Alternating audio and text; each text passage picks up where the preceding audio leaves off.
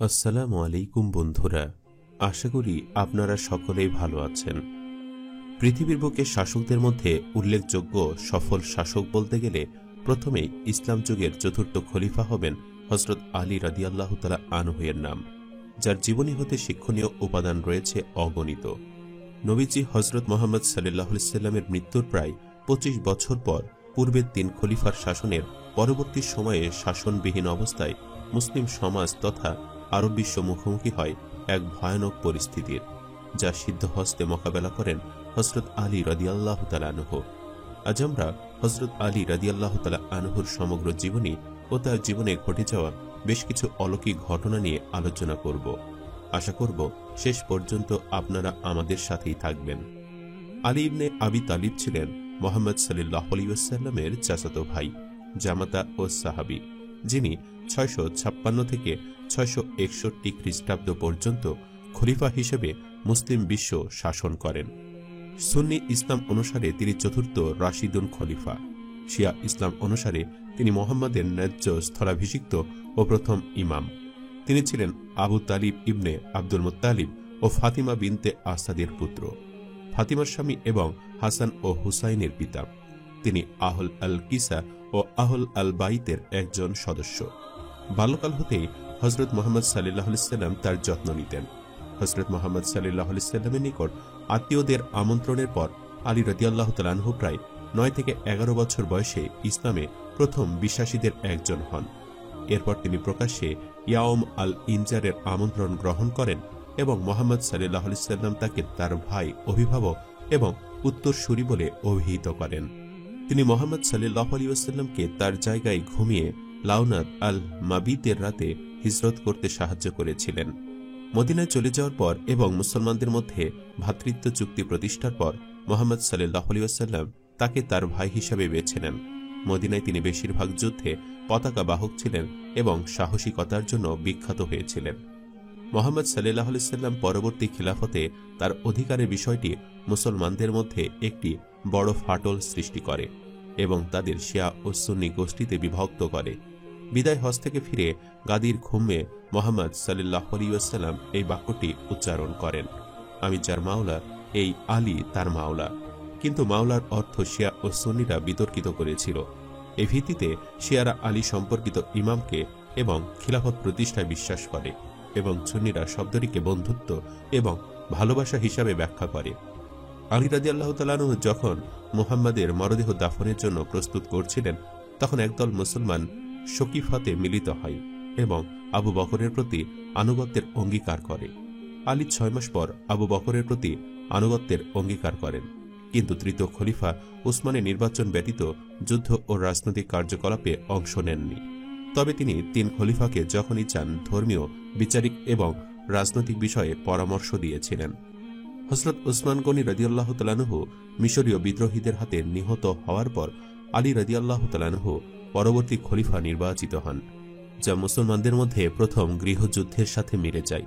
আলী রাদিয়াল্লাহু তাআলা আনহু ২টি পৃথক বিরোধী শক্তির মুখোমুখি হন। মক্কায় আয়েশা, তালহা এবং জুবাইরের নেতৃত্বে একটি দল, যারা খিলাফত নির্ধারণের জন্য একটি কাউন্সিল ডাকতে চেয়েছিল, এবং লেভানতের মুয়াবিয়া নেতৃত্বে আরেকটি দল, যারা উসমানের রক্তের প্রতিশোধ দাবি করে। তিনি উটের যুদ্ধে প্রথম দলকে পরাজিত করেন, কিন্তু শেষ পর্যন্ত প্রথম মুয়াবিয়ার সাথে সিফফিনের যুদ্ধ সামরিকভাবে অকার্যকর ছিল এবং একটি সালিসির দিকে পরিচালিত করে, যা রাজনৈতিকভাবে তার বিরুদ্ধে শেষ হয়। এরপর ৩৮ খ্রিস্টাব্দে তিনি খারিজিদের সাথে লড়াই করেন, যিনি আলীর সালিসি গ্রহণকে বিধর্মী বলে মনে করেন ও তার বিরুদ্ধে বিদ্রোহ করেন। নাহরাওয়ানে এবং তাদের পরাজিত করেন। অবশেষে আলীকে কুফার মসজিদে অন্যতম খরিজি আব্দুল আল রহমান ইবনে মুলজাম তলোয়ারের আঘাতে হত্যা করে এবং কুফা শহরের বাহিরে তাকে সমাধিস্থ করা হয়। পরে তার মাজার এবং নাজাফ শহর তার সমাধির চারপাশে নির্মিত হয়। ইসলামের ইতিহাস লিখনধারের উপর ধর্মীয় পার্থক্যের প্রভাবের সত্ত্বেও সূত্রগুলি একমত যে আলী কঠোরভাবে ধর্মীয় দায়িত্ব পালন করেছিলেন এবং পার্থিব সম্পদ এড়িয়েছিলেন। ইসলামের তৃতীয় খলিফা হযরত আলী রাদিয়াল্লাহু তাআলা আনহু মক্কায় কুরাইশ বংশে আনুমানিক ৬০১ খ্রিস্টাব্দে জন্মগ্রহণ করেন। এই বংশের দায়িত্ব ছিল পবিত্র কাবার রক্ষণাবেক্ষণ করা। এই বংশের একটি শাখা হচ্ছে হাশেমি। আলীর মাতা ও পিতা উভয়ে হাশেমি বংশের ছিলেন। আলীর পিতা আবু তালিব কাবার প্রহরী এবং শক্তিশালী কুরাইশ গোত্রের একটি গুরুত্বপূর্ণ শাখা বানি হাশিমের শেখ ছিলেন। আলী দাদা বনি হাশিম বংশের কিছু সদস্য সহ হানিফ ছিলেন বা উত্থানের পূর্বে একেশ্বরবাদী বিশ্বাস পদ্ধতির অনুসারী ছিলেন। আলী ইসলামের পবিত্রতম স্থান কাবার অভ্যন্তরে জন্মগ্রহণ করেন। তার পিতা ছিলেন আবু তালিব ইবনে আব্দুল মুত্তালিব এবং মাতা ফাতিমা বিনতে আসাদ। সময়টি ছিল 13 রজব শুক্রবার। আবু তালিবের স্ত্রী ফাতিমা বিনতে আসাদ কাবা প্রান্তে প্রবেশ করে আল্লাহর কাছে প্রার্থনা করলেন, হে রক্ষক, আমার যন্ত্রণা কমিয়ে দিন। হঠাৎ কাবার প্রাচীর খুলে যায় এবং তিনি যেন কোনো অদেখা বাহিনী দ্বারা কাবার অভ্যন্তরে প্রবেশ করলেন এবং প্রাচীরটি বন্ধ হয়ে গেল। অতঃপর আলী আবু তালিবের কনিষ্ঠ পুত্র পবিত্র কাবার অভ্যন্তরে জন্মগ্রহণ করেছিলেন। সদ্যজাত শিশু তার মায়ের সাথে 3 দিন কাবার ভেতরে অবস্থান করেছিলেন। তৃতীয় দিন তিনি দরজা দিয়ে বেরিয়ে এসে দেখলেন মোহাম্মদ বাহিরে তার জন্য অপেক্ষা করছেন। মোহাম্মদ সাল্লাল্লাহু আলাইহি সাল্লাম তাকে অভুক্ত দেখে তার মুখ থেকে প্রথম খাবার দিয়েছিলেন। তিনি যখন জন্মগ্রহণ করেছিলেন তখন মোহাম্মদ সাল্লাল্লাহু আলাইহি সাল্লাম তার নাম প্রস্তাব করেছিলেন আলী, যার অর্থ উন্নতমান। এ কারণে তার নামটি আরও তাৎপর্যপূর্ণ হয়ে ওঠে। তারপরে তার চাচা আবু তালিবকে বললেন যে তিনি শিশুটিকে দত্তক নিতে চান। বাল্যকাল থেকে আলী মোহাম্মদ সাল্লাল্লাহু আলাইহি সাল্লামের কাছে লালিত পালিত হন।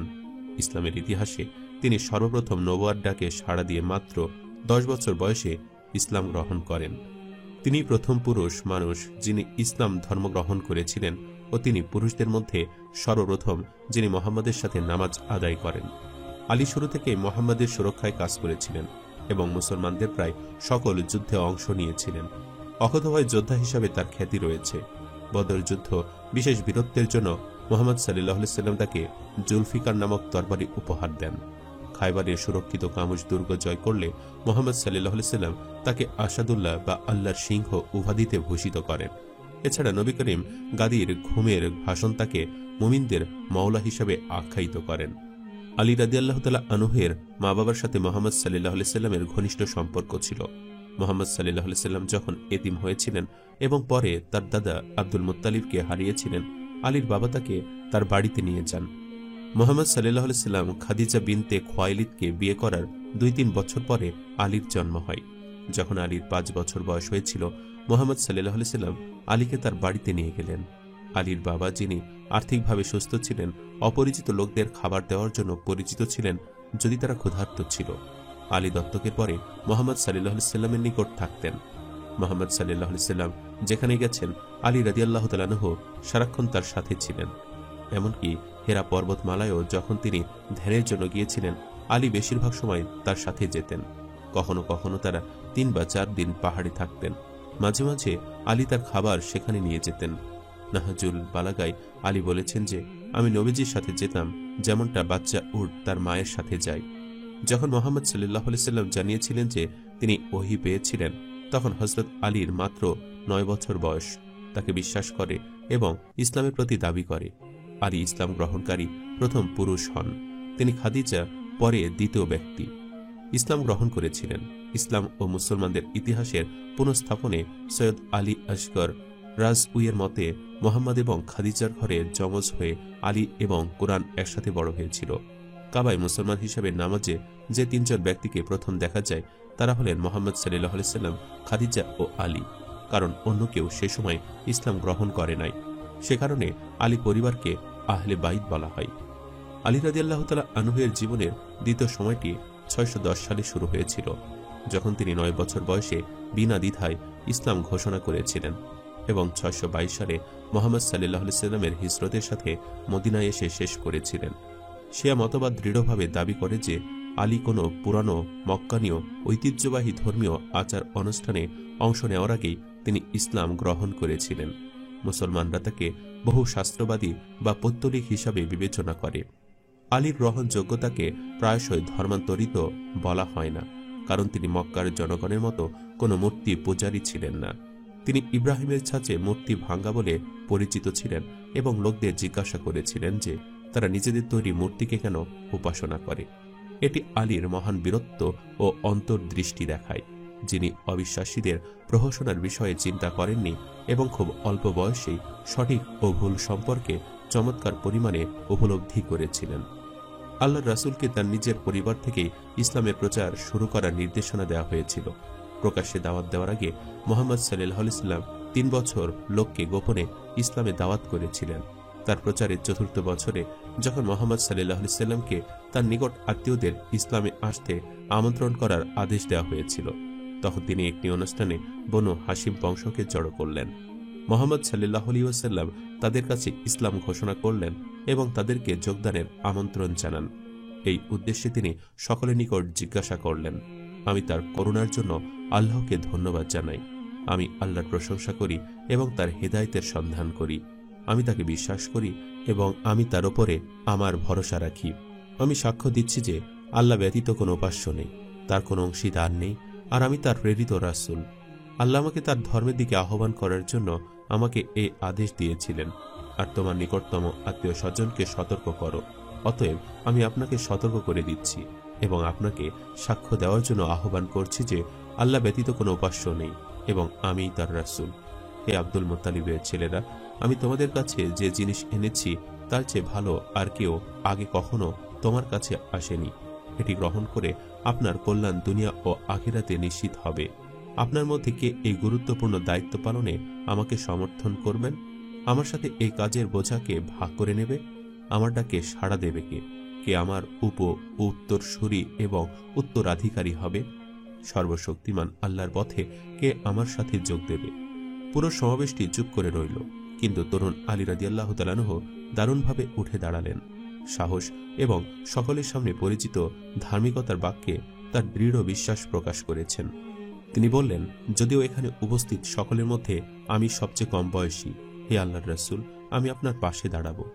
তিনি তৃতীয়বারের মতো জিজ্ঞাসা করলেন। আলী তখনও একমাত্র সমর্থক ছিলেন। মুহাম্মদ সাল্লাল্লাহু আলাইহি ওয়াসাল্লাম তখন আলীকে গ্রহণ করেছিলেন, সুতরাং তিনি প্রথম যুবক হয়ে ইসলামের পথে প্রবেশ করলেন। এটি দেখে বনু হাশিম বংশের সকলে মুহাম্মদের কথায় বিদ্রূপ করে ভোজের কাছ থেকে চলে গেলেন। আবু লাহাব রসিকভাবে আবু তালিবকে বলেছিলেন, যাও এবং তোমার পুত্রের আনুগত্য করো, যা আবু তালেব হাশিমকে গ্রহণ করেছিলেন। আলী মুহাম্মদকে তার প্রচারে সাহায্য করার প্রতিশ্রুতি দিয়েছিলেন এবং সারা জীবন এই প্রতিশ্রুতি রেখেছিলেন। মক্কায় মুসলমানদের উপর অত্যাচার ও বনু হাশিম বর্জনের সময় আলী মুহাম্মদের সমর্থনে দৃঢ়ভাবে দাঁড়িয়েছিলেন। আলী ইসলামের শত্রুদের অপব্যবহার থেকে মুহাম্মদ সাল্লাল্লাহু আলাইহি ওয়াসাল্লামকে রক্ষা করেছেন। মুহাম্মদ সাল্লাল্লাহু আলাইহি ওয়াসাল্লাম যখন নিকটবর্তী শহরে তায়েফের কাছে ইসলাম প্রচার করতে গিয়েছিলেন, তায়েফের বাচ্চারা তার প্রতি পাথর নিক্ষেপ করেছিল এবং আলী, যিনি নবীকে রক্ষা করেছিলেন এবং শিশুদেরকে নবী থেকে দূরে সরিয়ে দিয়েছিলেন। যৌবনে আলী ছিলেন দৃঢ়ভাবে নির্মিত, শক্ত বাহু, প্রশস্ত বুক এবং খুব শক্ত, সাহসী ও চকচকে চেহারার অধিকারী।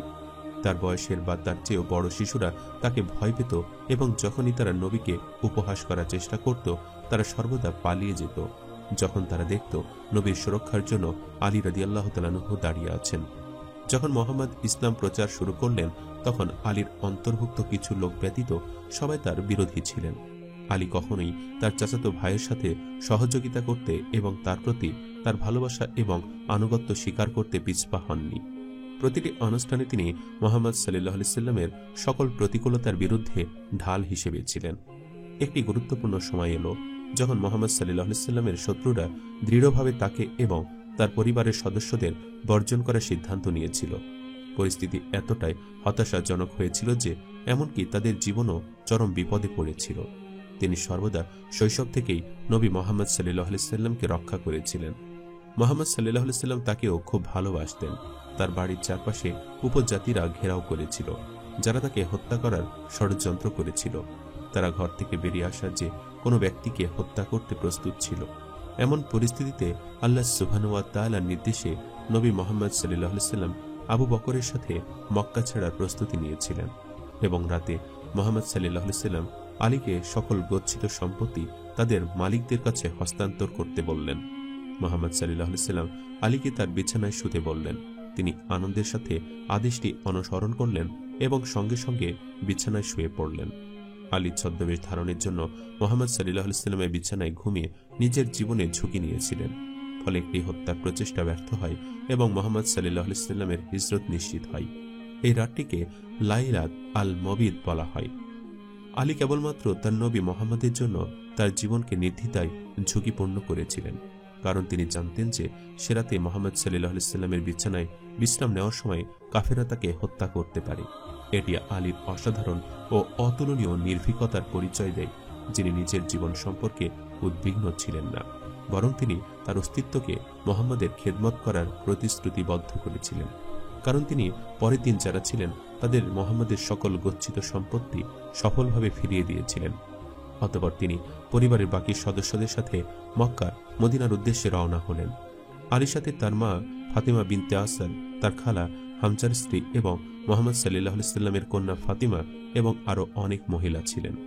মক্কার কাফেররা আলীকে থামানোর চেষ্টা করেছিল, কিন্তু আলী লড়াই করে কাফেরদের তাড়িয়ে দিয়েছেন এবং তারা নিরাপদে মদিনায় পৌঁছেছিলেন। মুহাম্মদ সাল্লাল্লাহু আলাইহি ওয়াসাল্লাম শহরের সীমানার বাহিরে পরিবারের অপেক্ষায় ছিলেন। তিনি আলী ও পরিবারের অন্যান্য সদস্যদের নিয়ে শহরে প্রবেশ করলেন।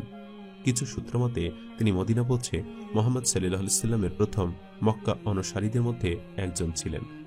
মহানবী হযরত মুহাম্মদ সাল্লাল্লাহু আলাইহি ওয়াসাল্লাম হিজরত করে মদিনা যাওয়ার সময় হযরত আলীকে আমানতের মালের দায়িত্ব দিয়ে তার বিছানায় রেখে যান। জীবনের কঠিন ঝুঁকি সত্ত্বেও তিনি এ দায়িত্ব যথাযথভাবে পালন করেন। নবীর দেওয়া দায়িত্বের চেয়ে তিনি তার জীবনের মূল্য তুচ্ছ বলে মনে করেছেন। দায়িত্ব পালনই ছিল তার কাছে বড় ব্যাপার। আলী যখন মদিনায় হিজরত করেছিলেন তখন তার বয়স 22 বা 23 বছর ছিল। আলী রাদিয়াল্লাহু তাআলা আনহু যখন মদিনায় হিজরত করেছিলেন তখন তার বয়স 22 বা 23 বছর ছিল। মুহাম্মদ সাল্লাল্লাহু আলাইহি ওয়াসাল্লাম যখন তার সাহাবীদের মধ্যে ভ্রাতৃত্বের বন্ধন তৈরি করেছিলেন তখন তিনি আলীকে তার ভাই হিসাবে বেছে নিয়েছিলেন এবং দাবি করেছিলেন যে আলী ও আমি একই গাছের, যখন মানুষ বিভিন্ন গাছের অন্তর্গত হয়। 10 বছর ধরে মুহাম্মদ সাল্লাল্লাহু আলাইহি ওয়াসাল্লাম মদিনাতে সম্প্রদায়ের নেতৃত্বে ছিলেন। আলী তার সম্পাদক এবং প্রতিনিধি হিসাবে ছিলেন। প্রতিটি যুদ্ধে ইসলামের পতাকার আদর্শ বাহক ছিলেন। আক্রমণের যোদ্ধাদের দলকে নেতৃত্ব দিয়েছিলেন এবং বার্তা এবং আদেশ বহন করেছিলেন। মুহাম্মদ সাল্লাল্লাহু আলাইহি ওয়াসাল্লামের একজন প্রতিনিধি হিসাবে এবং পরে তার ছেলে আইন অনুসারে আলী মুসলিম সম্প্রদায়ের একজন কর্তৃত্বের অধিকারী ব্যক্তি ছিলেন। হযরত আলী রাদিয়াল্লাহু তাআলা আনহু রাসূল সাল্লাল্লাহু আলাইহি ওয়াসাল্লামের জীবিত দশায় সংঘটিত সব যুদ্ধে সশরীরে অংশগ্রহণ করেন। ইসলামের ইতিহাসে প্রথম প্রধান যুদ্ধ হল বদরের যুদ্ধ। 624 খ্রিস্টাব্দে অনুষ্ঠিত হওয়া যুদ্ধটি মদিনার মুসলিম এবং মক্কার কুরাইশদের মধ্যে সংঘটিত হয়। শত্রুপক্ষের 950 জন সৈন্য, 100টি ঘোড়া এবং 170টি উটের বিপক্ষে বুক পেতে সাহসিকতার সহিত দাঁড়িয়েছিল মুসলমান পক্ষের 313 জন সৈন্য, 2টি ঘোড়া এবং 70টি উট। এতে শত্রুপক্ষের 70 জন নিহত এবং 70 জন বন্দী হয় এবং মুসলমানদের পক্ষের 14 জন শহীদ হন। 626 খ্রিস্টাব্দে অনুষ্ঠিত হওয়া উহুদের যুদ্ধে শত্রুপক্ষের 3000 সৈন্য, 3000 উট এবং 200টি ঘোড়ার বিরুদ্ধে মুসলিমদের ছিল 700 সৈন্য, 50 জন তীরন্দাজ এবং 4টি ঘোড়া। তবে এ যুদ্ধটির ফলাফল অমীমাংসিত রয়ে যায়। এ যুদ্ধেও আলীর অংশগ্রহণ ছিল। হযরত আলী রাদিয়াল্লাহু তাআলা আনহুর জীবনে সবচেয়ে বড় প্রাপ্তি ছিল জুলফিকার তরবারি। সময়কাল 627 খ্রিস্টাব্দ। খন্দকের যুদ্ধের সময়ে যুদ্ধের ময়দানে 3000 মুসলিম সৈন্য দাঁড়িয়ে আছে 10,000 বিশাল সৈন্যের বিপক্ষে, যার নেতৃত্বে ছিলেন আবু সুফিয়ান। এত বিশাল শত্রুপক্ষের বিপক্ষে মাত্র 3000 সৈন্যের মনোবল ভেঙে যাওয়াটা স্বাভাবিক। এ সময় মহানবী হযরত মুহাম্মদ সাল্লাল্লাহু আলাইহি ওয়াসাল্লাম করজোড়ে মহান রব্বুল আলামিনের কাছে সাহায্য প্রার্থনা করলে ওই সময়ে হযরত জিবরাইল আলাইহিস সালামের মাধ্যমে জুলফিকার নামক তরবারিটি পাঠান এবং রাসূল সাল্লাল্লাহু আলাইহি ওয়াসাল্লাম সেটি হযরত আলী রাদিয়াল্লাহু তাআলা আনহুকে প্রদান করেন। বলা চলে ওই যুদ্ধ শেষে মুসলিম সৈন্যদের আহত হওয়ার সংখ্যা কম হলেও আবু সুফিয়ানের ব্যাপক ক্ষতি সাধন হয়। বেশ কিছু ইতিহাসবিদের মতে জুলফিকার তরবারি হযরত আলী রাদিয়াল্লাহু তাআলা আনহুর ইন্তেকালের পর বড় পুত্র হাসান রাদিয়াল্লাহু তাআলা আনহুর কাছে দেওয়া হয়। পরে হাসান রাদিয়াল্লাহু তাআলা আনহু শহীদ হওয়ার পর পালাক্রমে আসে হোসেন রাদিয়াল্লাহু তাআলা আনহুর কাছে এবং তা দিয়ে কারবালায় ইয়াজিদ সৈন্যের বিপক্ষে যুদ্ধ করেন। আমাদের নবীজি সাল্লাল্লাহু আলাইহি সাল্লাম তখনকার যুগে 9টি তরবারি রেখে যান, যার মধ্যে 8টি তুর্কির তোপকাপি জাদুঘরে এবং অন্যটি মিশরের কায়রোতে সংরক্ষিত আছে। তবে জুলফিকার তরবারিটি আর খুঁজে পাওয়া যায়নি। এ সম্পর্কে মহান রাব্বুল আলামিনই ভালো জানেন। 629 খ্রিস্টাব্দে মদিনা হতে প্রায় 150 কিলোমিটার দূরে খাইবার মরুভূমিতে মুসলিম সেনারা মুখোমুখি হয় ইহুদিদের। এখানেও মাত্র 1600 মুসলিম সৈন্য দাঁড়িয়ে গিয়েছিল প্রায় 10,000 শত্রু সৈন্যের বিপক্ষে। এ যুদ্ধে মুসলিমরা বিজয়ী হয়, যার নেতৃত্বে ছিলেন হযরত আলী রাদিয়াল্লাহু তাআলা আনহু, আর এটি ইসলামের ইতিহাসে খয়বরের যুদ্ধ নামে পরিচিত। হযরত উসমান রাদিয়াল্লাহু তাআলা আনহু-এর হত্যাকাণ্ডের পর শাসনভারের দায়িত্ব আসে হযরত আলী রাদিয়াল্লাহু তাআলা আনহু-এর ওপর। তবে হযরত তালহা, জুবায়ের, এমনকি মহানবীর পত্নী আয়েশা রাদিয়াল্লাহু তাআলা আনহা উসমান রাদিয়াল্লাহু তাআলা আনহু-এর হত্যাকাণ্ডের বিচার দাবি করেন, কিন্তু ঘটে যাওয়া গৃহযুদ্ধের ফলে তৎক্ষণাৎ কিছু করা সম্ভব হচ্ছিল না। পরক্ষণে শত্রুপক্ষের কূটনৈতিক চালে হযরত উসমান রাদিয়াল্লাহু তাআলা আনহু-এর হত্যাকারীদের হাতে নিহত হয় হযরত জুবায়ের এবং তালহা। এতে করে অবস্থা আরো সঙ্গীন হয়ে দাঁড়ায় এবং হযরত আয়েশা রাদিয়াল্লাহু তাআলা আনহু নিজেই তার জামাতার বিপক্ষে যুদ্ধ পরিচালনা করেন। যদিও আলী রাদিয়াল্লাহু তাআলা আনহু যুদ্ধে জয়ী হন এবং আয়েশা রাদিয়াল্লাহু তাআলা আনহাকে সসম্মানে মদিনায় পৌঁছে দেন, আর আয়েশা রাদিয়াল্লাহু তাআলা আনহার বিরুদ্ধে আলী রাদিয়াল্লাহু তাআলা আনহুর এই যুদ্ধটির নাম ছিল উটের যুদ্ধ। ক্ষমতা গ্রহণের পর 657 খ্রিস্টাব্দে সিফিনে যুদ্ধ সংঘটিত হয় হযরত আলী এবং সিরিয়ার গভর্নর আবু সুফিয়ানের মধ্যে। এ যুদ্ধে হযরত আলী রাদিয়াল্লাহু তাআলা আনহু হারান তার একনিষ্ঠ সমর্থক আম্মার ইবনে ইয়াসিরকে। এই যুদ্ধে হযরত আলী রাদিয়াল্লাহু তাআলা আনহু হারান তার একনিষ্ঠ সমর্থক আম্মার ইবনে ইয়াসিরকে, যার মৃত্যুর সম্পর্কে বহু আগেই মুহাম্মদ সাল্লাল্লাহু আলাইহি সাল্লাম ভবিষ্যৎবাণী করে বলেছিলেন, আম্মার সত্যের সাথে সত্য আম্মারের সাথে, চোখ নাকের যতটা কাছে আমার ঠিক আমার ততটা কাছে, কিন্তু হায় হায় একটা বিদ্রোহ দল তাকে হত্যা করবে। কোরআন যখন নাজিল হচ্ছিল তখন এর কিছু কিছু আয়াতাংশ নাজিল হতো যা নবীজি বারবার তেলাওয়াত করতেন এবং সাহাবীদের শোনাতেন।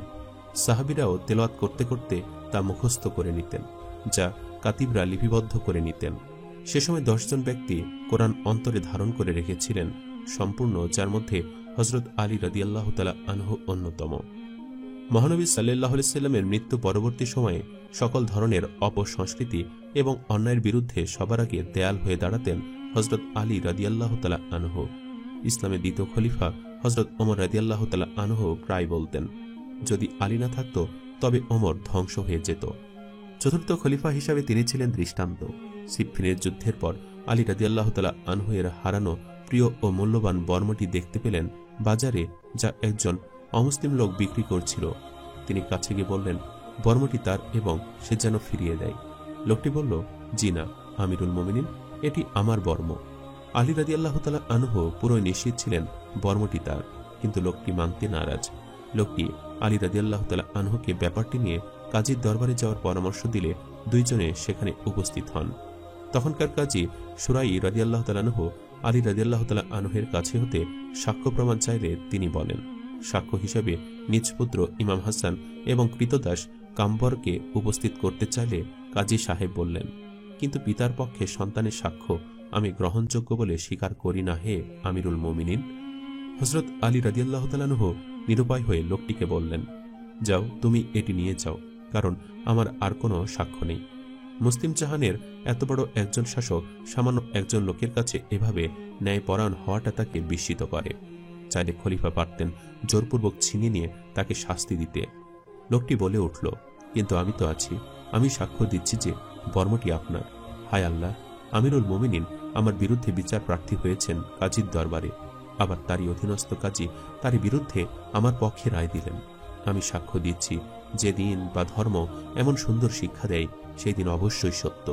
আমি আরো সাক্ষ্য দিচ্ছি আল্লাহ ছাড়া ইবাদতের উপযুক্ত আর কোনো মাবুদ নাই এবং মুহাম্মদ সাল্লাল্লাহু আলাইহি সাল্লাম তার বান্দা এবং রাসূল। হে কাজী, নিঃসন্দেহে বর্মটি আমিরুল মুমিনিনের। তার যে বাহিনী সিফিন যুদ্ধের উদ্দেশ্যে রওনা করেছিল, আমি তাদের পিছে পিছে যাওয়ার সময় হঠাৎ দেখলাম ধূসর রঙের উটের পিঠতে বর্মটি পড়ে যায় এবং আমি তা তুলে নেই। হযরত আলী রাদিয়াল্লাহু তাআলা আনহু লোকটির ইসলাম ধর্ম গ্রহণ করায় খুশি হয়ে বর্মটি তাকে দান করেন এবং সাথে একটি ঘোড়াও উপহার দেন।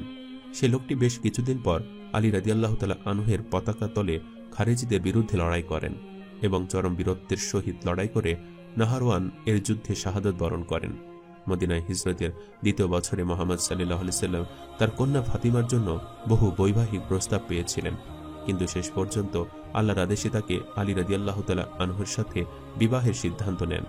বদরের যুদ্ধের বেশ কয়েকদিন আগে তার সাথে তার বিয়ে হয়েছিল, তবে 3 মাস পরে এই বিবাহ উদযাপিত হয়েছিল। আলীর বয়স প্রায় 23 বছর এবং ফাতিমার বয়স 18 বছর। এটি সবচেয়ে আনন্দময় এবং উদযাপিত বিবাহ ছিল। তারা ছিলেন আল্লাহর উপর সন্তুষ্ট দম্পতি। তাদের দুই পুত্র সন্তানের নাম যথাক্রমে হাসান রাদিয়াল্লাহু তাআলা আনহু এবং হোসেন রাদিয়াল্লাহু তাআলা আনহু। তাবুকের যুদ্ধ ব্যতীত আলী সমস্ত যুদ্ধে অংশ নিয়েছিলেন এবং ইসলামের পক্ষে যুদ্ধে অভিযান পরিচালনা করেছিলেন। সে যুদ্ধগুলিতে মানদণ্ডী হওয়ার পাশাপাশি আলী শত্রুদের দেশে অভিযান চালিয়ে যোদ্ধাদের দলকে নেতৃত্ব দিয়েছিল। আলী প্রথমে 624 সালে বদরের যুদ্ধে নিজেকে সাহসী যোদ্ধা হিসাবে প্রতিপন্ন করেছিলেন। মক্কার বীর যোদ্ধা ওয়ালিদ ইবনে উতবাকে পরাজিত করার মধ্য দিয়ে তিনি যুদ্ধ শুরু করেছিল। আলী রাদিয়াল্লাহু তাআলা আনহু উহুদ যুদ্ধের পাশাপাশি অন্যান্য অনেক যুদ্ধেও মুখ্য ভূমিকা পালন করেছিলেন। উহুদ যুদ্ধের সময় মুসলিম বাহিনী ছত্রভঙ্গ হয়ে গেলে তিনি নবীকে রক্ষার ক্ষেত্রে বিশেষ ভূমিকা গ্রহণ করেছিলেন। তিনি খন্দকের যুদ্ধে মুসলিম বাহিনীর সেনাপতি ছিলেন, যেখানে তিনি কিংবদন্তি আরব যোদ্ধা আমর ইবনে আবদ ওথকে পরাজিত করেছিলেন। ইহুদিদের বিরুদ্ধে খাইবার যুদ্ধের সময় মুসলমানরা খাইবারের শক্তিশালী ইহুদি দুর্গটি দখলের চেষ্টা করেছিল। রাসূল সাল্লাল্লাহু আলাইহি ওয়াসাল্লাম ঘোষণা করেছিলেন যে তিনি সেই ব্যক্তিকে দায়িত্ব দেবেন যিনি আল্লাহ ও তার রাসূলকে ভালোবাসেন এবং তারাও তাকে ভালোবাসে।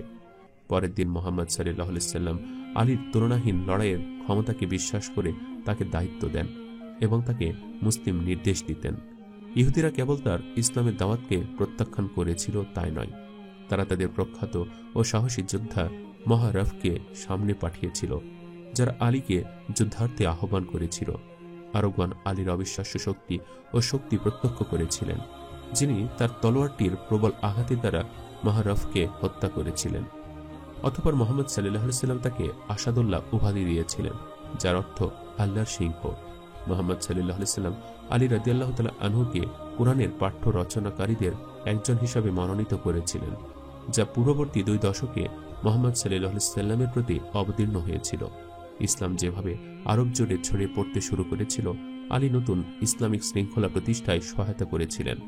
628 সালে তাকে হুদাইবিয়ার সন্ধি মুহাম্মদ সাল্লাল্লাহু আলাইহি ওয়াসাল্লাম ও কুরাইশদের মধ্যে সন্ধি রচনা করার জন্য নির্দেশ দেওয়া হয়েছিল। আলী এতটাই বিশ্বাসযোগ্য ছিলেন যে মুহাম্মদ সাল্লাল্লাহু আলাইহি ওয়াসাল্লাম তাকে বার্তা বহন করতে ও আদেশগুলি ঘোষণা করতে বলেছিলেন। 630 খ্রিস্টাব্দে আলী মক্কায় তীর্থযাত্রীদের বিশাল সমাবেশে কোরআনের একটি অংশ আবৃত্তি করেছিলেন, যা মুহাম্মদ সাল্লাল্লাহু আলাইহি ওয়াসাল্লাম এবং ইসলামী সম্প্রদায়কে আরব মুশরিকদের সাথে পূর্ববর্তী চুক্তি দ্বারা আবদ্ধ ঘোষণা করে না। 630 খ্রিস্টাব্দে মক্কা বিজয়ের সময় মুহাম্মদ সাল্লাল্লাহু আলাইহি ওয়াসাল্লাম আলীকে নিশ্চয়তা দিতে বলেছিলেন যে এ বিজয় রক্তহীন হবে। তিনি আলীকে বনু আউস, বনু খাজরাজ, তাই এবং কাবার সমস্ত পূজা মূর্তি ভাঙার আদেশ দিয়েছিলেন, যা পুরাতনকালের শিরক দ্বারা এটি অশুচি হওয়ার পরে এটিকে পবিত্র করা হয়েছিল। ইসলামী শিক্ষা প্রচারের জন্য 1 বছর পর আলীকে ইয়েমেনে প্রেরণ করা হয়েছিল।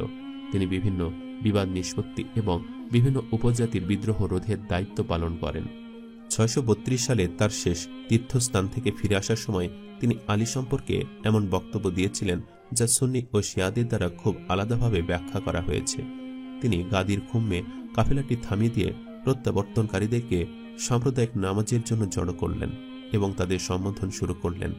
ইসলামের বিশ্বকোষ অনুসারে আলীকে হাত ধরে মুহাম্মদ সাল্লাল্লাহু আলাইহি ওয়াসাল্লাম তার বিশ্বস্ত অনুসারীদের জিজ্ঞাসা করলেন, হে ঈমানদারগণ, আমি কি মুমিনদের নিকটবর্তী ছিলাম না যতটা না তারা তাদের নিজেদের নিকটবর্তী ছিল? মুমিনরা চিৎকার করে কান্না করে বলে উঠল, যে ছিলেন আল্লাহর প্রেরিত দূত। অতঃপর তিনি ঘোষণা করলেন, যার মধ্যে আমি মাওলা, তার মধ্যে আলীও মাওলা।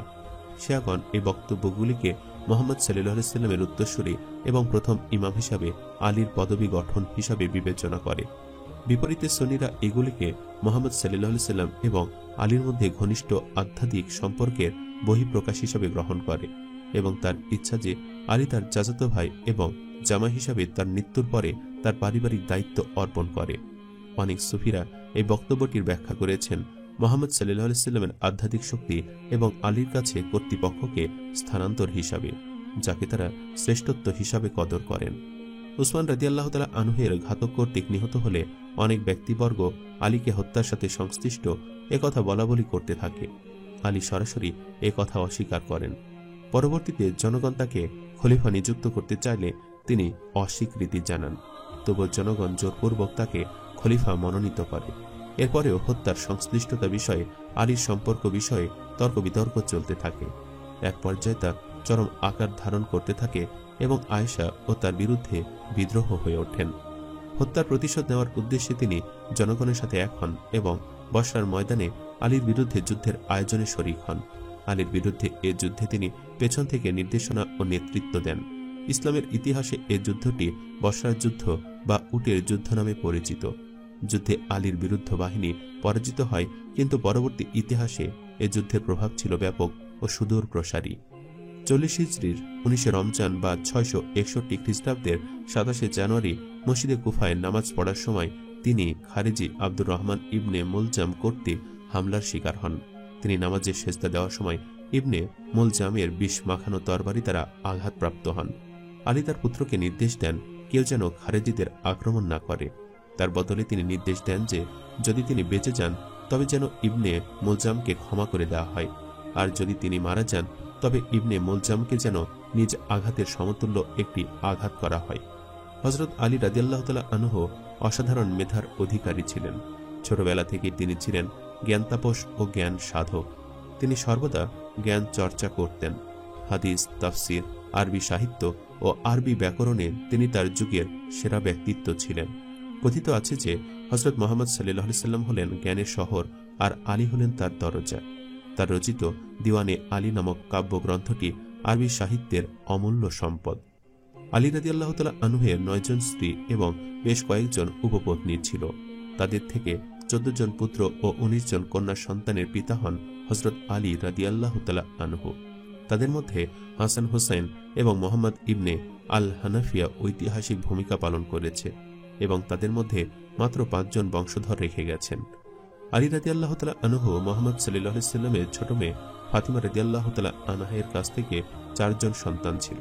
তারা হলেন হাসান, হুসাইন, জাইনব এবং উম্মে কুলসুম। হযরত আলী রাদিয়াল্লাহু তাআলা আনহুর শানে পবিত্র কোরআনের আয়াত নাজিল হয়েছে বলে উলামা কেরাম মনে করেন। বিভিন্ন রিওয়ায়াতে এসেছে যে কোনো ব্যক্তির গুণ বর্ণনায় এত অধিক কোরআনের বাণী অবতীর্ণ হয়নি যা হযরত আলী সম্পর্কে অবতীর্ণ হয়েছে। হযরত ইবনে আব্বাস বলেছেন যে হযরত আলী শানে অনেক আয়াত নাজিল হয়েছে এবং তার গুণাবলী অত্যধিক ও প্রসিদ্ধ। পবিত্র কোরআনের নাজিলকৃত আয়াতগুলোর মধ্যে উল্লেখযোগ্য কয়েকটি নিম্নে উল্লেখ করা হলো। সূরা বাকারার 207 নম্বর আয়াতে বলা হয়েছে, এবং মানুষের মধ্যে এমনও আছে যে আল্লাহর সন্তোষ লাভের জন্য নিজের জীবন পর্যন্ত বিক্রয় করে দেয় এবং আল্লাহ বান্দাদের প্রতি অতিশয় অনুগ্রহশীল। রাসূলুল্লাহ সাল্লাল্লাহু আলাইহি সাল্লাম যখন মক্কা থেকে মদিনায় হিজরত করার প্রস্তুতি নিলেন, সে সময় হযরত আলীকে তার বিছানায় শুয়ে থাকার নির্দেশ দেন, যাতে কাফির মুশরিকরা মনে করে যে রাসূল তার নিজ ঘরে রয়েছেন। আলী রাদিয়াল্লাহু তাআলা আনহু নির্দ্বিধায় এ নির্দেশ পালন করলে মহান আল্লাহ এ আয়াত নাজিল করেন। সূরা শুরার 23 নম্বর আয়াতে বলা হয়েছে, বলো, আমি এর বিনিময়ে তোমাদের নিকট থেকে আমার নিকটাত্মীয়দের প্রতি ভালোবাসা ছাড়া আর কোনো প্রতিদান চাই না। রাসূলুল্লাহ সাল্লাল্লাহু আলাইহি সাল্লামের নিকটাত্মীয় আহলে বাইতের সদস্যদের প্রতি ভালোবাসা পোষণকে এই আয়াত দ্বারা মহান আল্লাহ মুসলমানদের জন্য ফরজ বলে ঘোষণা করেন। হযরত আব্দুল্লাহ ইবনে আব্বাস বর্ণনা করেছেন, যখন এ আয়াত নাজিল হলো তখন সাহাবীগণ জিজ্ঞেস করলেন, হে রাসূলুল্লাহ, আপনার নিকটাত্মীয় যাদেরকে ভালোবাসা আমাদের উপর ওয়াজিব করা হয়েছে তারা কারা? রাসূল সাল্লাল্লাহু আলাইহি সাল্লাম বললেন, আলী, ফাতিমা, হাসান ও হুসাইন। সূরা মাইদার 55 নম্বর আয়াতে বলা হয়েছে, হে বিশ্বাসীগণ, তোমাদের অভিভাবক তো কেবল আল্লাহ, তার রাসূল এবং সেই বিশ্বাসীরা যারা নামাজ প্রতিষ্ঠা করে এবং রুকু অবস্থায় যাকাত প্রদান করে। শিয়া সুন্নি উভয় মাযহাবের তাফসীরকারকরা একমত যে আয়াতটি হযরত আলী রাদিয়াল্লাহু তাআলা আনহুর শানে নাজিল হয়েছে। একদিন হযরত আলী রাদিয়াল্লাহু তাআলা আনহু মদিনার মসজিদে নামাজ পড়ছিলেন। এমন সময় একজন ভিক্ষুক এসে ভিক্ষা চাইল, কিন্তু কোনো ভিক্ষা না পাওয়ায় সে ফরিয়াদ করল যে রাসূলের মসজিদ থেকে সে খালি হাতে ফিরে যাচ্ছে। এ সময় হযরত আলী রুকু অবস্থায় ছিলেন। তিনি সে অবস্থায় তার ডান হাতের আঙ্গুল থেকে আংটি খুলে নেওয়ার জন্য ভিক্ষুকের প্রতি ইশারা করেন। ভিক্ষুক তার হাত থেকে আংটি খুলে নেয়। এই ঘটনার প্রেক্ষিতে এই আয়াত নাজিল হয়। আলী রাদিয়াল্লাহু তাআলা আনহু রাজনৈতিক ও আধ্যাত্মিকভাবে শিয়া সম্প্রদায়ের নিকট গুরুত্বপূর্ণ। আলী সম্পর্কিত অসংখ্য আত্মজৈবনিক সূত্র প্রায়শই সাম্প্রদায়িক ধারার পক্ষপাতদৃষ্ট, তবে তারা একমত যে তিনি ছিলেন একজন ধর্মপ্রাণ মুসলমান, ইসলামের জন্য নিবেদিত প্রাণ এবং কোরআন ও সুন্নাহর অনুসারী ন্যায়পরায়ণ শাসক। আলী ইসলামের চতুর্থ খলিফা হলেও শিয়ারা তাকে নবী পরবর্তী প্রথম খলিফা ও ইমাম হিসাবে গণ্য করে। শিয়া মুসলমানেরা আরও বিশ্বাস করে যে আলী ও অন্য ইমামগণ, যাদের সকলে মুহাম্মদ সাল্লাল্লাহু আলাইহি সাল্লামের পরিবার তথা আহলে আল বাইতের অন্তর্ভুক্ত, হলেন মুহাম্মদ সাল্লাল্লাহু আলাইহি সাল্লামের ন্যায্য উত্তরাধিকারী। এক শাবান মাসের শেষ শুক্রবারে রমজানের ফজিলত সম্পর্কে বলতে গিয়ে বিশ্বনবী সাল্লাল্লাহু আলাইহি সাল্লাম ভাষণের শেষ পর্যায়ে কাঁদতে থাকেন। তা দেখে হযরত আলী রাদিয়াল্লাহু তাআলা আনহু এর কারণ জানতে চান। জবাবে মহানবী সাল্লাল্লাহু আলাইহি সাল্লাম বহু বছর পর রমজান মাসে আলী রাদিয়াল্লাহু তাআলা আনহু এর মর্মান্তিক শাহাদাতের ভবিষ্যৎবাণীর কথা উল্লেখ করলেন। তিনি বললেন, হে আলী, এই মাসে তোমার উপর যা নেমে আসবে সেজন্য আমি কাঁদছি। তোমার স্থানে যখন তুমি আল্লাহর কাছে প্রার্থনা করছো এবং সামুদ জাতির কাছে পাঠানো উটের পা কর্তনকারী লোকটির মতোই মানব ইতিহাসের সবচেয়ে নিকৃষ্ট ব্যক্তিটি তোমার মাথার উপর আঘাত হানবে এবং তোমার দাড়ি তাতে রক্তে রঞ্জিত হবে। মহানবীর জামাতা ও চাচাতো ভাই আলী রাদিয়াল্লাহু তাআলা আনহু ছিলেন বীরত্ব, মহানুভবতা ও ন্যায় বিচারের প্রতীক। হযরত আলী রাদিয়াল্লাহু তাআলা আনহু ছিলেন সেই ব্যক্তিত্ব যার সম্পর্কে রাসূল পাক সাল্লাল্লাহু আলাইহি ওয়াসাল্লাম বলেছেন, মুসার সাথে হারুনের যে সম্পর্ক, তোমার সাথে আমার সেই সম্পর্ক। শুধু পার্থক্য হলো হারুন আলাইহিস সালাম নবী ছিলেন, তুমি নবী নও। আলী রাদিয়াল্লাহু তাআলা আনহু এমন এক নাম যার নাম উচ্চারণ ও যার বরকতময় জীবনের আলোচনা মানুষের ঈমানকে তাজা করে দেয়। রাসূল সাল্লাল্লাহু আলাইহি সাল্লাম বলতেন, আলীর দিকে তাকানো ইবাদত। বিশ্বনবী সাল্লাল্লাহু আলাইহি সাল্লাম বলেছেন, আমি জ্ঞানের নগর আর আলী তার দরজা। অর্থাৎ বিশ্বনবী সাল্লাল্লাহু আলাইহি সাল্লামের জ্ঞানের শহরে প্রবেশ করা সম্ভব নয় আলী রাদিয়াল্লাহু তাআলা আনহু এর মাধ্যম ছাড়া। আলী রাদিয়াল্লাহু তাআলা আনহু নিজেও বলতেন, কোরআনের এমন কোনো আয়াত নেই যে বিষয় আমি রাসূল সাল্লাল্লাহু আলাইহি সাল্লামের সঙ্গে বিস্তারিত আলোচনা করিনি। বলা হয়, বিশ্বনবী সাল্লাল্লাহু আলাইহি সাল্লাম আলী রাদিয়াল্লাহু তাআলা আনহুকে 1000 বিষয় বা অধ্যায়ের জ্ঞান শিখিয়েছিলেন, আর এসবের প্রত্যেকটি ছিল 1000 শাখা। আলী রাদিয়াল্লাহু তাআলা আনহু নিজেও বলতেন, আমাকে হারানোর আগে যা কিছু জানার জেনে নাও, আমাকে যে কোনো বিষয়ে প্রশ্ন করো না, কেন আমি তার জবাব দেব। হযরত আলী রাদিয়াল্লাহু তাআলা আনহু এর আকাশছোঁয়া বীরত্ব ও মহত্ব কেবল মুসলিম কবি, সাহিত্যিক বা মনীষীদের প্রভাবিত করেনি। অমুসলিম পণ্ডিতরাও তার সুবিশাল ব্যক্তিত্বের ব্যাপকতায় অভিভূত ও হতবাক হয়েছেন। আল্লাহ তাআলা নবী, রাসূল এবং আউলিয়াদেরকে বিভিন্ন মুজিজা দান করে থাকেন। প্রত্যেক নবী এবং রাসূলকে ঘিরে রয়েছে বেশ কিছু অলৌকিক ঘটনা। তেমনিভাবে আল্লাহর প্রিয় সাহাবী হযরত আলী রাদিয়াল্লাহু তাআলা আনহুকে ঘিরে রয়েছে বেশ কয়েকটি অলৌকিক ঘটনা, যে ঘটনাগুলো বিভিন্ন রেওয়ায়েতে বর্ণিত হয়েছে। আলী রাদিয়াল্লাহু তাআলা আনহু খাইবারের যুদ্ধের সময় দুর্গের দরজা নিজের হাতে তুলে নেন এবং সেটাকে ঢাল হিসাবে ব্যবহার করতে করতে এগিয়ে যান। দরজাটি এত ভারী ছিল যে পরবর্তীতে 7 জন সাহাবী মিলেও তা তুলতে পারেননি। এখানে আল্লাহ তাআলা তখন তার শরীরে অলৌকিকভাবে এতটাই শক্তি প্রদান করেছিল যে তিনি ঢাল হিসাবে ওই দরজাকে খুব সহজে তুলতে পেরেছিলেন, যা ছিল তার জন্য এক অদ্ভুত বিস্ময়কর অলৌকিক ঘটনা। এক রেওয়ায়েতে বর্ণিত হয়েছে, মক্কা বিজয়ের পর ফেরার পথে এক রাতে মহানবী সাল্লাল্লাহু আলাইহি সাল্লাম আলী রাদিয়াল্লাহু তাআলা আনহুকে বলেন যে, সূর্য যখন উদিত হবে তখন তুমি সূর্যের সঙ্গে কথা বলবে। আমি ফজলকে বললাম, দেখব আলী কিভাবে সূর্যের সঙ্গে কথা বলে।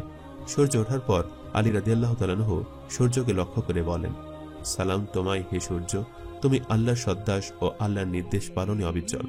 সূর্য জবাবে বলল, ওয়ালাইকুম আসসালাম হে আল্লাহর রাসূলের ভাই। এই ঘটনাটি ছিল সম্পূর্ণ একটি অলৌকিক ঘটনা। আসমা বিনতে উমাইস বর্ণনা করেন, হযরত ফাতিমা রাদিয়াল্লাহু তাআলা আনহা বলেছেন, কোনো এক রাতে আলী রাদিয়াল্লাহু তাআলা আনহু ঘরে প্রবেশ করলে আমি ভীত হয়ে পড়ি। তখন আসমা বলেন, হে বিশ্বের নারীকুলের নেত্রী, কিভাবে ভয় পেয়েছিলেন আপনি? তিনি বলেন, আমি শুনলাম যে জমিন বা মাটি আলীর সঙ্গে কথা বলছে এবং আলীও জমিনের সঙ্গে কথা বলছেন, আর এটা ছিল বড়ই অদ্ভুত। একবার আলী রাদিয়াল্লাহু তাআলা আনহু একদল সঙ্গী সহ কুফার মসজিদে উপস্থিত ছিলেন। এমন সময় এক ব্যক্তি ইমাম আলী রাদিয়াল্লাহু তাআলা আনহুকে বলেন, আমার বাবা মা আপনার জন্য উৎসর্গ হোক। আমি বিস্মিত যে এই দুনিয়া আপনার দলের হাতে রয়েছে এবং আপনি এই দুনিয়া থেকে কিছুই পাচ্ছেন না। আলী রাদিয়াল্লাহু তাআলা আনহু বললেন, তুমি কি মনে করো আমরা যদি দুনিয়াকে চাইতাম তাহলে কি আমাদের দেয়া হতো না? এরপর তিনি এক মুঠো পাথরের কণা হাতে নিয়ে নিলেন এবং সেগুলোকে মূল্যবান পাথরে পরিণত করে দিলেন, যা ছিল একটি অলৌকিক কাহিনী। তিনি যখন অলৌকিকভাবে পাথরের কণাগুলোকে মূল্যবান পাথরে পরিণত করলেন তখন সবাই অবাক হয়। এরপর আলী রাদিয়াল্লাহু তাআলা আনহু ব্যক্তিকে প্রশ্ন করেন, এসব কি? লোকটি বলল, সবচেয়ে মূল্যবান পাথর।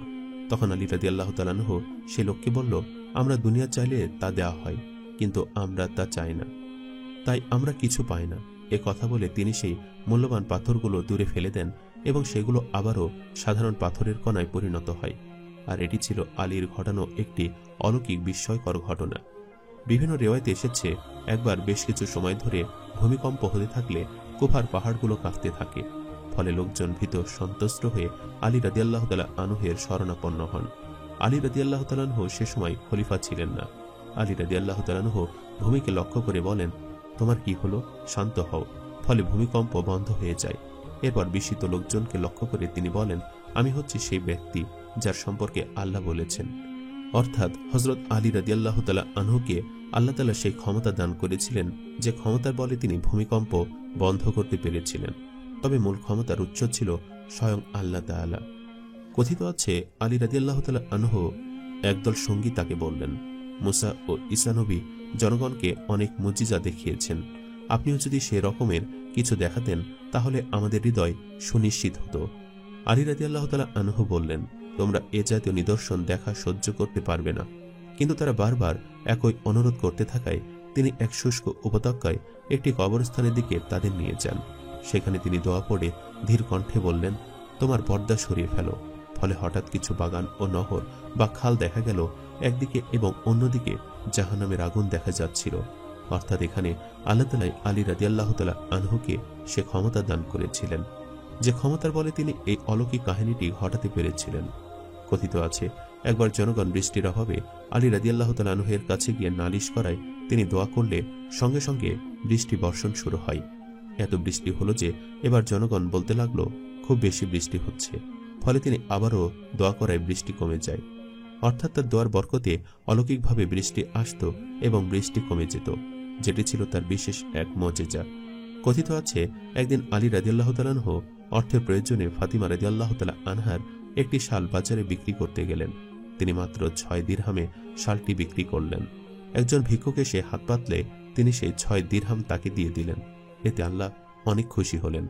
পরক্ষণে জিবরিল আমিন এক গ্রাম্য ব্যক্তির বেশে একটি উটনি নিয়ে এলেন এবং আলী রাদিয়াল্লাহু তাআলা আনহুকে বললেন, আপনি কি আমার কাছ থেকে এই উটনিটি ক্রয় করবেন?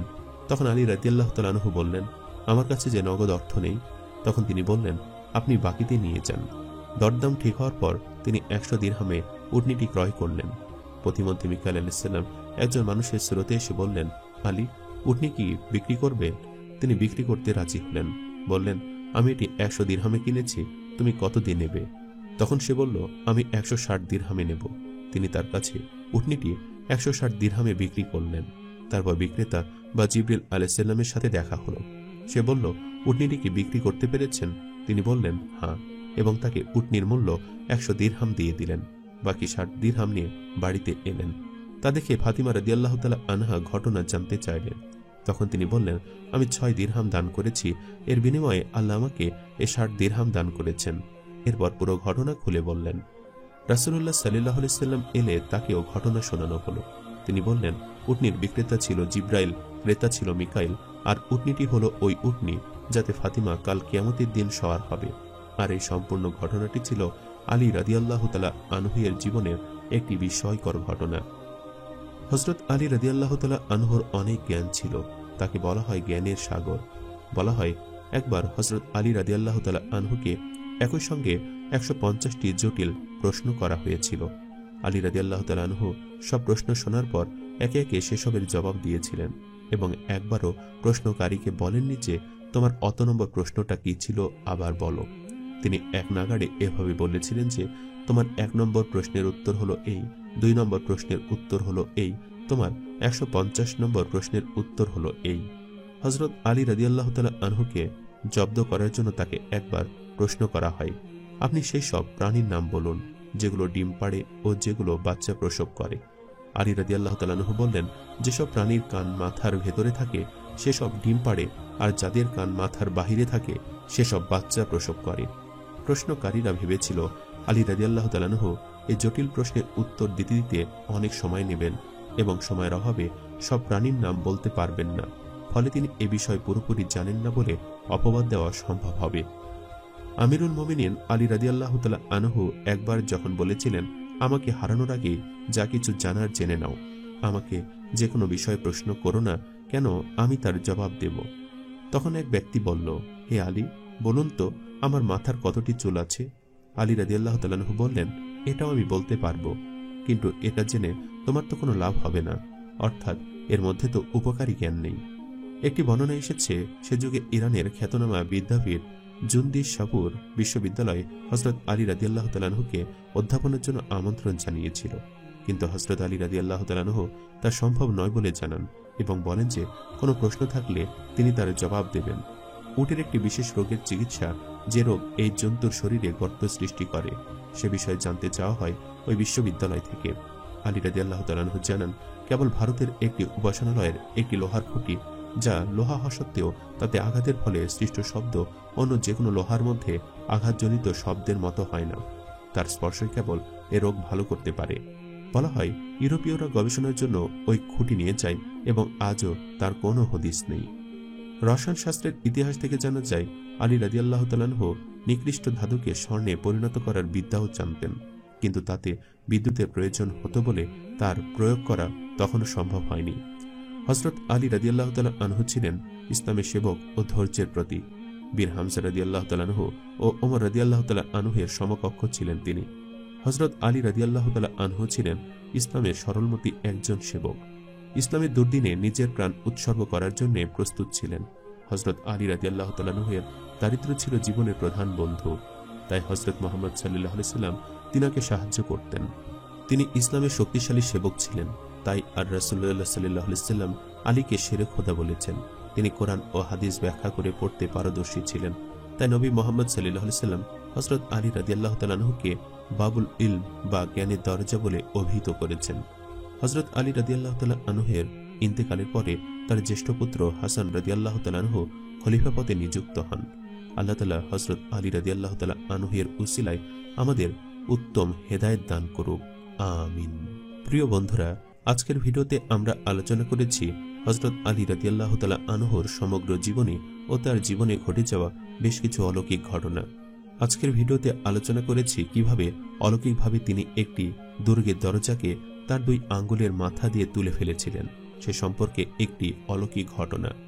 আজকের ভিডিওতে আরো আলোচনা করেছি কিভাবে হযরত আলী রাদিয়াল্লাহু তাআলা আনহু অলৌকিকভাবে সূর্যের সাথে কথোপকথন করেছেন, এ সম্পর্কে একটি বিস্ময়কর ঘটনা।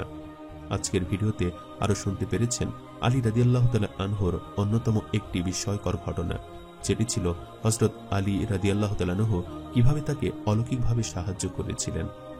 ভিডিওতে আরো আলোচনা করেছি কিভাবে হযরত আলী রাদিয়াল্লাহু তাআলা আনহু অলৌকিকভাবে মাটির সাথে কথা বলতে পারতেন এবং কিভাবে তিনি মাটির সাথে কথা বলে ভূমিকম্প থামাতে পারতেন, সে সম্পর্কে একটি অলৌকিক ঘটনা। আজকের ভিডিওতে আরো আলোচনা করেছি কিভাবে তিনি সাধারণ পাথরকে মূল্যবান পাথরে পরিণত করেছেন, সে সম্পর্কে একটি বিস্ময়কর ঘটনা। এবং আজকের ভিডিওতে আলী রাদিয়াল্লাহু তাআলা আনহুর আরো একটি অন্যতম অলৌকিক ঘটনা আপনাদের কাছে উপস্থাপন করেছি, যেটি হলো কিভাবে তিনি হাতের ইশারাতে দুনিয়ার বুকে কাফেরদেরকে জান্নাত এবং জাহান্নামের নমুনা দেখিয়েছিলেন। সম্মানিত দর্শক, ভিডিওটি আপনাদের কাছে কেমন লেগেছে তা আমাদের কমেন্ট করে অবশ্যই জানাবেন, আর সবাই আমাদের সাথেই থাকবেন। আজ তাহলে এই পর্যন্তই। আপনারা ভালো থাকবেন, সুস্থ থাকবেন। আল্লাহ হাফেজ।